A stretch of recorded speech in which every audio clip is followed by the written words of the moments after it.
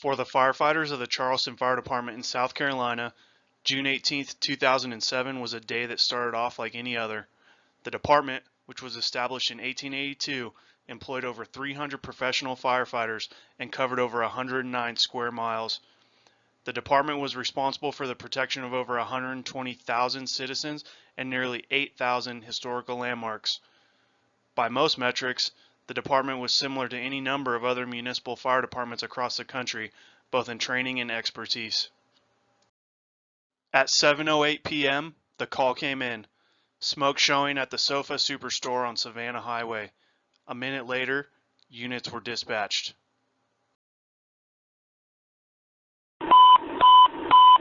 Dispatching Engine 11, Engine 10, Ladder 5, Battalion 4, started route to 1807 Savannah Highway behind the Super Sofa Store. Possible 76, 1909 out. The fire was sparked by a cigarette carelessly discarded on a pile of trash. It would go on to consume the majority of the affected structure and, tragically, take the lives of 9 firefighters while injuring 18 others. As a result of numerous tactical failures, combined with outdated and arguably non-existent fire prevention measures, the fire raged on for nearly 4 hours in a heavily trafficked area of Charleston, South Carolina. In the hours that followed the initial dispatch and response, the incident would go on to become the single greatest loss of life in the American Fire Service since the tragic events of September 11, 2001, and would leave a mark on the Charleston community for years to come. In this part of the video, we will go over the fire progression throughout the building. The building was a huge warehouse-style building. The main building was 42,000 square feet with the additional 17,000 square foot warehouse behind that. This was a single-story building and unfortunately did not have any fire sprinklers installed. Here you'll see the floor plan of the building. There's an east room, a main showroom, a west showroom, loading dock area in the back up there, right there in the middle, and the warehouse all the way in the back. You can also notice the main showroom is separated from the other rooms by roll-up fire doors. While the outside crews were battling the loading dock fire, one crew went to the loading dock through the inside of the store through the main showroom. Once they got to the door, the crew opened the rolling fire door, but this allowed oxygen to feed the fire. The introduction of more oxygen was a huge force against the door. The crew tried closing the door back up, but were unsuccessful. Having the door open allowed the contained fire to begin spreading to the rest of the building. So as soon as the doors were open, this allowed smoke to spread freely. At 1917, smoke began to fill the drop ceiling of the adjacent room, making containment efforts and visibility more difficult. So with the roller doors open, it first allowed smoke to spread into the drop ceiling. Not long after, at 1922, the fire began to spread to the rear of the showroom from the loading dock. With smoke and fire now in the main showroom, visibility was absent. The incident commander decided to ventilate the building by breaking the windows to the front of the store. At approximately 1935, the front windows of the building are broken for rescue attempts and ventilation. However, as you can see in the pictures, the fire was being deprived of oxygen. Breaking the windows gave the fire its missing oxygen and allowed the fire to spread to the front of the store. Here in these pictures, you can see the heavy smoke followed by the heavy fire coming out of the front windows once they are broken. With the fire now getting fed by the broken windows, it quickly spread. It spread from the front, which is main showroom, to the west showroom. What started as a contained loading dock fire was now an uncontrolled full building fire. The fire was eventually brought under control at 2200, 5 hours after it first began.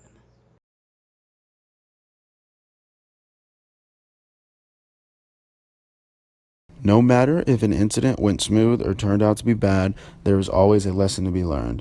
Although there are many lessons to be learned about building codes and fire codes when looking at this fire, we are more so focusing on tactics.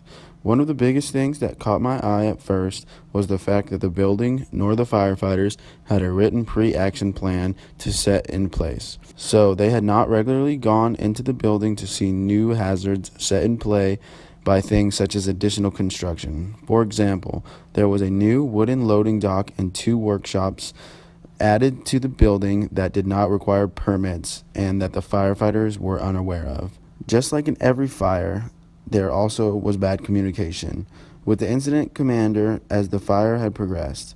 For example, as the firefighters had progressed into the building, it was noted that they were not giving adequate size-up information to the incident commander through the radio. A huge lesson to be learned here is that the interior scene size-up is just as important as the exterior size-up. The next huge lesson here was that it is beyond important to complete inspections 360 degrees around the building. In the reports, it states that the first arriving officer were primarily concentrating on sides A and size D of the structure, resulting in an all-around inspection never to be conducted. When looking at the initial attack of the fire, the firefighters had used an aggressive attacking style, pulling small line into the building. They soon realized that it was not going to be able to flow enough water to control the fire of this size. This taught the firefighters and the incident commander to always overestimate. The overall lesson of this fire was that all fire departments should develop, implement, and enforce a written incident management system that shall be followed at all emergency operations. The Charleston Sofa Superstore fire showcases an out-of-control incident where everything went wrong. Like most of these tragic events, national organizations and institutes determine the main factors that cause the loss of life and enact laws, regulations, and codes that will help to mitigate future risks to firefighters, civilians, and property. After investigations of the Charleston Sofa Superstore fire were conducted, the National Institute of Standards and Technology, or the NIST, made 11 recommendations in regards to buildings and fire protection code, as well as nationwide changes for fire departments and jurisdictions. Of the 11 recommendations, 7 were related to building codes and fire prevention systems, leaving 4 recommendations that effectively directed the fire service on a national level.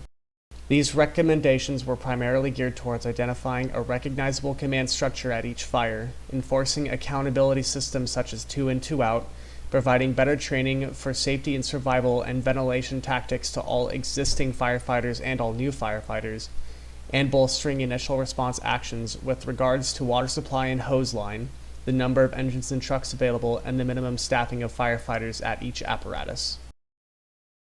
In conclusion, the events that took place at the Charleston Sofa Store and resulted in the deaths of 9 firefighters greatly impacted the enforcement of regulations laid out by the NFPA. The lack of proper communication, overly aggressive interior attack, and the absence of an incident management system were major red flags during the National Institute for Occupational Safety and Health's investigation. Examples cited by the NIOSH include multiple officers serving in command roles in an uncoordinated manner, lack of an accountability system to track firefighters on scene, an RIC not being established, an ISO not being assigned, and fire and police departments not working together to control traffic and protect hose lines delivering water to the scene. Studies of the fire resulted in calls for national safety improvements for fire departments all over the country in an effort to ensure that such a tragedy would not be repeated again. Primary factors that were identified as contributing to the fire's progress included the high fuel loads, especially furniture present throughout the building, the lack of sprinklers throughout the sofa store, the open floor plan of the facility, the hidden buildup of combustible smoke and gases in the area between the drop ceiling and the roof of the main showroom, and the breaking of windows at the front of the store that supplied air to the fire.